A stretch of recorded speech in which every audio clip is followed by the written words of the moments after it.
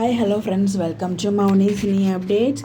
So நம்ம சிலடைக்கு ஆசை சீரியலில் செல்வம் கேரக்டர் பண்ணிகிட்டு இருக்காங்க இல்லையா. ஸோ ஆக்டர் பழனியப்பன் சார் அவங்க வந்து பார்த்தீங்கன்னா சிலடைக்கு ஆசை சீரியல் தவிர்த்து இன்னொரு சிலவே வந்து ஆக்ட் பண்ணுறாங்க போல்.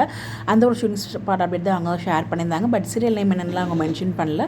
அவங்களுக்கு அந்த சீரியலையும் நல்ல ரீச் கிடைக்க நம்மளோட சார்பாக மிகப்பெரிய வாழ்த்துக்கள் சொல்லலாம். சிலடைக்கு ஆசை சீரியல் வந்து பார்த்திங்கன்னா ரோஹிணி ட்ரூத் வந்து இன்னும் மிகப்பெரிய ட்ரூத் ரிவீல் ஆகலை. சின்ன ட்ரூத் தான் ரிவீல் ஆகிருக்கு. அதாவது குட்டி பட்டாசு தான் வந்து ரிவீல் ஆகிருக்கு. இன்னும் ஆட்டம்பாமின்னு ரிவீல் ஆகலை. அதுக்கே வந்து அவங்க மாமியார் அதாவது விஜய் வந்து பார்த்திங்கன்னா செம்மையாக வச்சு செஞ்சிட்ருக்காங்க. அதுவும் ஸ்ருதி பண்ணுறதாங்க செம காமெடி இருக்கும். ஸ்ருதி வந்து பார்த்திங்கன்னா துடுக்காக பேசுவாங்க. நாங்கள் பேசல ஒரு நியாயம் இருக்கும். எனக்கு அவங்களோட கேரக்டர் ரொம்ப பிடிக்கும். ஸ்ருதியோடது மீனா கூட பார்த்திங்கன்னா அடங்கி போவாங்களே. பட் அதை விட எனக்கு ஸ்ருதியோட கேரக்டர் எனக்கு ரொம்பவே பிடிக்கும். அவங்கள சமைக்க சொல்லும்போது செம்மையாக சிரிச்சாங்க, நக்கல் படி அது இன்னும் நல்லா இருந்துச்சு. எனக்கு அப்படியே பார்த்து என்ஜாய் பண்ணுற மாதிரி ரசிக்கிற மாதிரி இருந்துச்சு.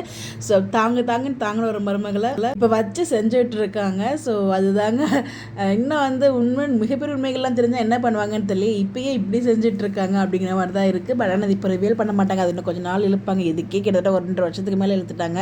கொண்டு வரேன் அப்படின்னு சொல்லிட்டு பாப்பா அந்த ட்ரூத்தை பிரிவில் ஆகுது அப்படின்னு சொல்லிட்டு. பட் ஆனால் மனோஜையும் ரோஹிணியும் பேசக்கூடாது, ஷோரூமுக்கும் போகக்கூடாது, பார்லருக்கும் போகக்கூடாது அப்படிங்கிற மாதிரி சொல்லிட்டாங்க போல். வீட்டுக்குள்ளேயே அடைஞ்சிருக்கணும். அவங்களுக்கு வீட்டுக்குள்ளே இருக்கிறது பிடிக்காது. ஸோ எப்படி உங்கள் ஃப்ரெண்டெல்லாம் பார்க்கணும், அதுக்கு அடுத்து நிறைய பிளான்லாம் போடணும் இல்லையா. அதெல்லாம் எப்படி பண்ணுவாங்க நமக்கு தெரியல.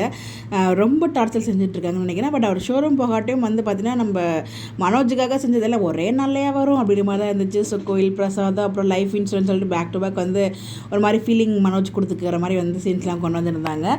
அது வரைக்கும் வந்து பார்த்திங்கன்னா மீனாவை செய்யும்போது சேர்ந்து ரோஹிணியும் மாமியாரும் சேர்ந்து கலாய்ப்பாங்க இல்லையா, வச்சு செய்வாங்களே. இப்போ வச்சு மாமியார் செய்வாங்க. அப்போத்துலேயும் மீனோட கஷ்டம் எப்படி இருந்துச்சுன்னு சொல்லி அந்த இடத்துல இருந்து பார்க்கும்போது தான் அதோட வழி தெரியும்னு நினைக்கிறேன். எபிசோட்ஸ்லாம் பார்த்தீங்களா, எப்படி இருந்துச்சு உங்களுக்கு மறக்காமல் கமெண்ட்டில் ஷேர் பண்ணுங்கள். இந்த மாதிரி எப்படி தெரிஞ்சுக்க நம்மளோட சேனலை ஃபாலோ பண்ணிக்கோங்க. Bye bye.